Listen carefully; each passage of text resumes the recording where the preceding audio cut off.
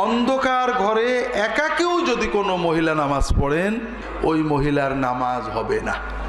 তার যদি এইটুকু বাদে কোনো জিনিস খুলে যায়, যেমন মাথার কাপড় সরে যেয়ে চুল বেরিয়ে যায়, অল্প কিছু চুল বেরিয়ে যায়, অথবা কানের নিচেই জুলফির চুল বেরিয়ে যায়, অথবা দুটো কানের দুই কান বা এক কান বেরিয়ে যায়, সরে যায় কাপড়, অথবা পিছনের মাথার চুল ঝুলে বাইরে চলে যায়, অথবা থুতমির নিচেই যে গলার অংশ এটা বেরিয়ে পড়ে, অথবা হাতের কনুই এসব জায়গায় বেরিয়ে পড়ে, অথবা পায়ের টাকনুর উপরে পায়ের উপরের পা নলা বেরিয়ে পড়ে, ওই মহিলার নামাজ হবে না।